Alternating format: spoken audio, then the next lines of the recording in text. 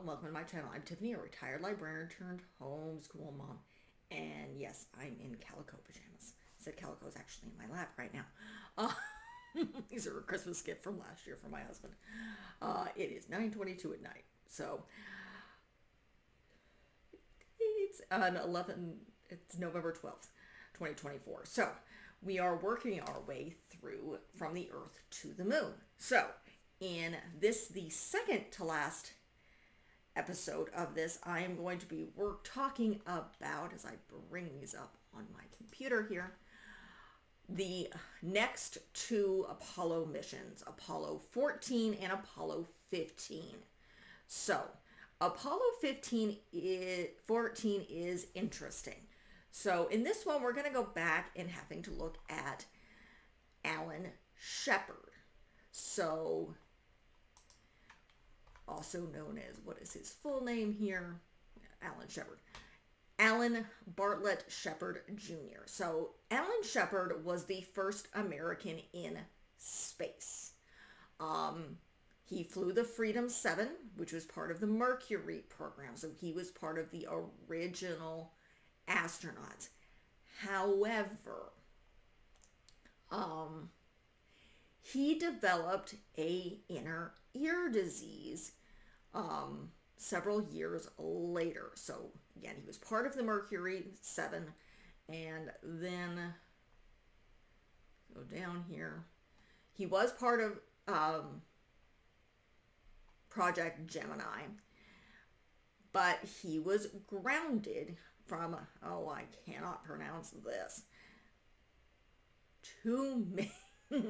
Maynard disease, which is basically apparently a condition of fluid pressure that builds up in the inner ear. So he was grounded. He couldn't fly. So this was in he began to experience episodes of extreme dizziness and nausea in 63. So he became, November of 63, he ended up becoming the chief of the astronaut office. So you see this in the episode where, he's not happy. He's kind of being pushed. Apparently, and it shows this, his secretary had two pictures of him. One of Alan Shepard with a smiling face. The other of Commander Shepard. So people going into she would put these in front of his office door. So people knew who on earth they were going to deal with. A happy Alan Shepard or a pissed off Alan Shepard. However, in 1968, he was told about an audiologist in Los Angeles that had developed a cure for Maynard disease. He flew to LA. He met with William F. House. Interesting name if you're familiar with the television show. And House proposed to open Shepard's mastoid bone and make a tiny hole in the endolymphatic sac, and a small tube was inserted to drain the excess fluid. The surgery was conducted on May 14th, 1968, and Shepard was restored to full flight status on May 7th, 1967. So he was supposed to originally go on Apollo 13, but there was a whole bunch of issues and they weren't ready, and you see it how he's fighting to get back into space. He was backup commander for Apollo 11. He actually was, besides being the first man in space, he was in space with Neil Armstrong when he was on one of the Gemini missions. So he flew with Armstrong on one of the two space flights that Armstrong went on. Kendra. So now back to the present. So him and Lovell actually switched places because they didn't, between Apollo 13 and Apollo 14. Because again, nobody knew what was going to happen on Apollo 13 back then. So they didn't think it was going to be any different. But obviously it was. So he was the main commander of Apollo 14. So it was the third successful moon landing. And the episode shows just how, it shows him cranky, but when they're on the moon, it shows him how happy he is. I mean, he was the oldest man in space. He was 41 years old until his crewmate from the Mercury program, or was it Gemini? Yeah, the senator. Went into space in his like 60s. But he's the oldest man who's ever landed on the moon. So he, and this is shown, apparently he used a Weston 6-iron head golf ball. And yeah, he hit forced him to swing the club with one hand because of the gloves. And he struck 2 golf balls, driving the second as he jockeyed, but miles and miles and miles. And they do show this. So it definitely shows the fun once he gets into space. I mean, it also shows there were issues. They had an abort light showing up, and it was kind of funny with some of the stuff. So part of it was, they told him, it's like, whack the thing. Because they think maybe something's like stuck behind there.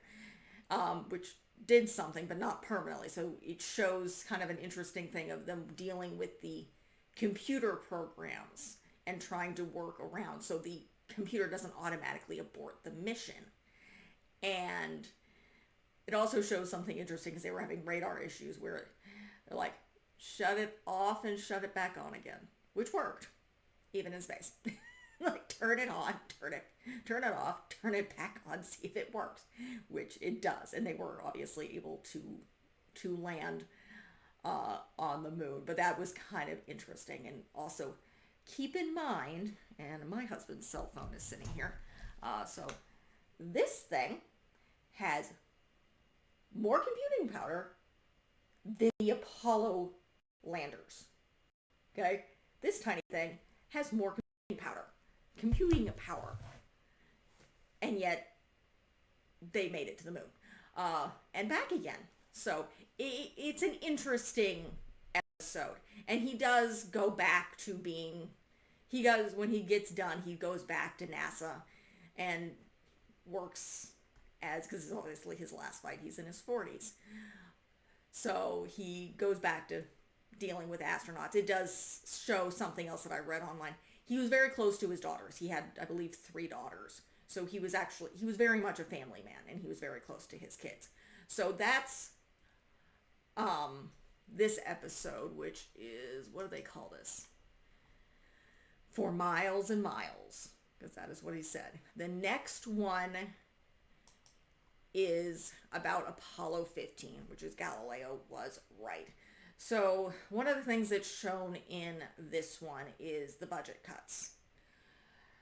So at this point, at Apollo 14, there was still going to be Apollo 16, 17, 18, and 19. After this, Apollo 18 and 19 were cut. And they moved, Apollo 15 was originally supposed to be similar to Apollo 14, but they moved it to what they call the J missions, which means they were going to be on the moon longer, and they were doing more science. So this specific episode focused it on them learning all about the geology of this and looking for the right rocks and learning about how to properly describe things, why they're on the moon. So that's what this is really heavy on. It's heavy on the astronauts who were learning it, and the guys who ended up on the moon were David R. Scott and James B. Irwin. So those were the 2, and then their pilot was Alfred M. Worden. So they were but it was Scott and Irwin who were doing a great deal of stuff learning about it. I'm telling them. Pull up Irwin here. Because it does show them both learning quite a bit about the geology. Let's see. So, yeah, they were doing a lot of, they brought back the Genesis rock, which is considered a rock from the forming of the moon. So they have a kind of, they have different sections in these things. And it's like, this is what we came here for. So they were, let's see, post-NASA career. Let's see. But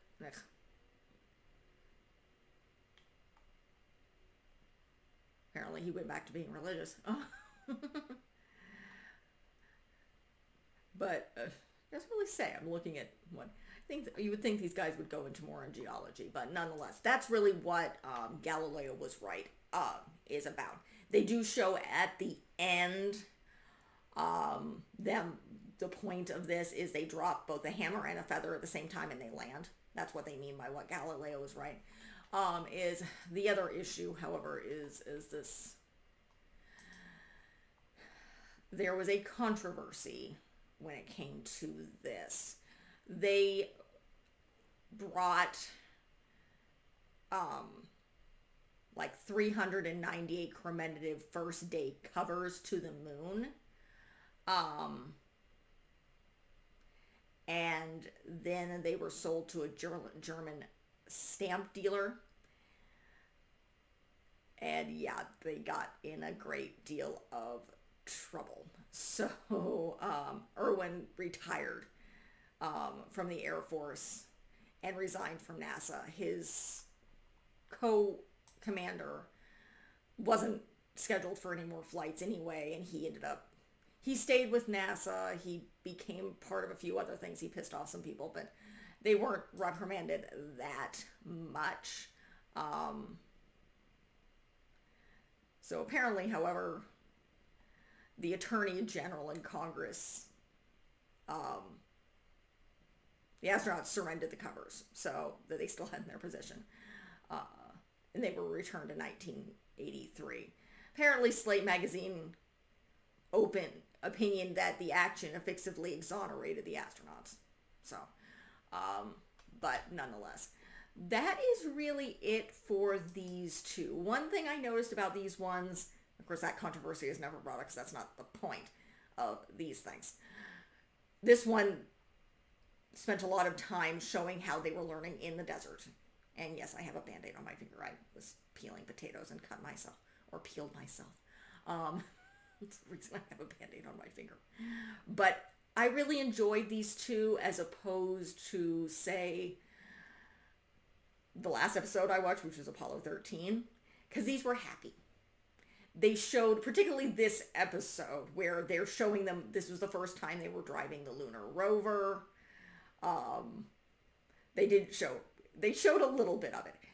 One thing to understand, and it makes it clear on the moon, moon dust is like really, really, it's almost like powdered sugar or flour. It's really fine dust, and it gets everywhere, and they don't shy about showing just how utterly filthy the space suits get, because again, they're walking around in mass amounts of dust.